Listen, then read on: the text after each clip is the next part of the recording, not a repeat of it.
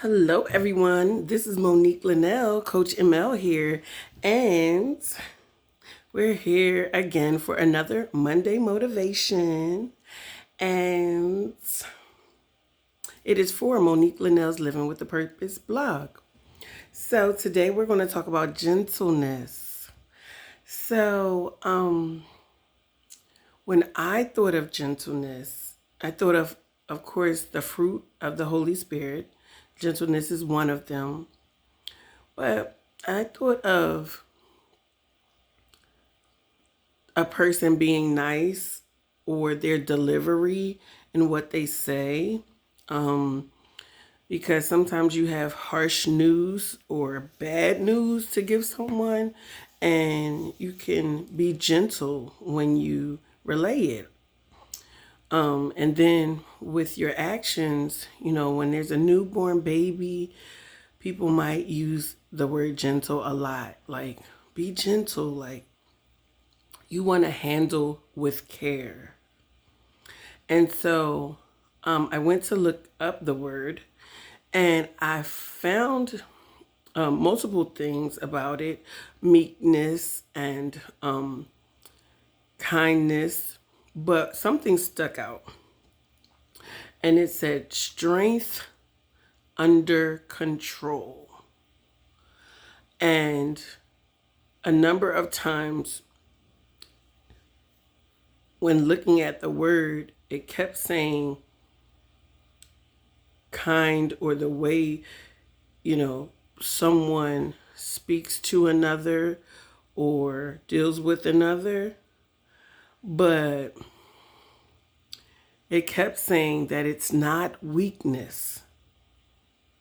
And a lot of people misunderstand being gentle or saying something gently as being weak.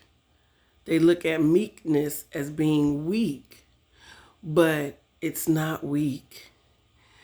I love this saying in term, strength under control, because you can be so strong, big even, but you have restraint in your delivery of something because you're considering someone else's feelings. You're considering what it feels like to be in their position. An example would be like when someone's family member dies and a doctor is going to deliver the news. I personally think that some doctors need to take interpersonal communication classes because their delivery absolutely sucks. And it's unfortunate because you're very educated and intellectual, but your delivery can be just as traumatic as the news you're bringing, and it could scar someone for them to play that over in their head, the last memories of their loved one. So that's something to consider with your delivery and maybe doing it a little more gently. I love how gentleness is still strong. And it reminds me of handling with care. Instead of being careless, you're being careful. And gentleness reminds me of being careful, but with someone's feelings or their life, having compassion and empathy towards someone else, and being able to see how they actually feel, and how the way you talk to them could make them feel. Sometimes people don't honor people or cherish people, so they think that they can talk to them any kind of way, but they think that they're showing love, but you're throwing commands at people. You're talking to them like you're giving orders to a dog, and you expect them to like it. And it's like, wait a minute. I've been kind to you. I've been nice to you. I've been gentle to you with certain subject matters that I could have been harsh, but I chose not to do that. And I think a lot of people have heard the saying, don't take my kindness for weakness, but how about don't take how I was being gentle with you as a weakness either? Because I could have been harsh many of times and I delivered certain things in love because I didn't care to hurt your feelings. I cared to have a discussion. It's a difference.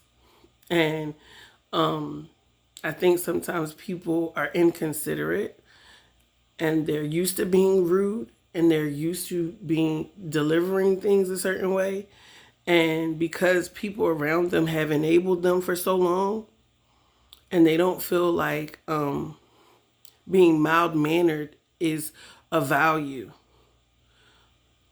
to have. But gentleness actually embraces being mild mannered. And it's a strength because I can walk into the room and I could have a bad attitude, or I can walk into a room and I can have a good attitude and I greet people with kindness and gentleness and they feel welcome because I'm not barking at them. I'm not barking orders. I'm not, I don't have to prove anything to anyone and I still could have, excuse me, I hit the table. I don't have to prove anything to anyone. And I've done quite a few different things. And I don't want to have to tell somebody a whole resume of things that I've done just for them to have some respect or to be a little bit more mild mannered. Because the thing is that I noticed that with certain people, depending on who they're talking to, they know how to scale it back. But it's who that person is in their life and what pedestal they put them on, or what how they view that person, how much they respect that person. All of a sudden they know how to talk to them with some manners. And it's like, whoa, well, I've seen you do it, but when it comes to me, you forgot. So should I forget? Should I be? Yeah, because I can go there. North Philly is still all up in here. However, I'm all the way saved and I'm still strong. I'm a beautiful warrior, not a beautiful punk. Right? So just because I didn't come to you with the same energy that you had doesn't mean I don't have the strength to. But I used a different kind of strength and I delivered what I delivered. And I said, I'm not going to be how you are being towards me because greater is he that's in me than he that's in this world. I don't have to do everything that you do for me to be me, for me to show up me. I don't have to wear a stamp of every single thing I've done like my passports. The journey doesn't change just because you don't see the stamps. And I just feel like sometimes people put their respect for people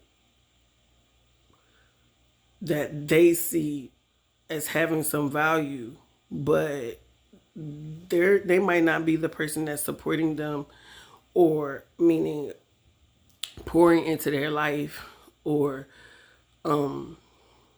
willing to. A lot of people do business, but that doesn't mean they care about how you feel. So they deliver things harshly. And what I'm saying is, I think that it's imperative to look at gentleness and embrace it. Like, you don't have to do everything harsh and rough and mean and nasty and you know what I mean? A lot of people could get gutter. You know, a lot of people could go there. However, I like the response, even that I get from God.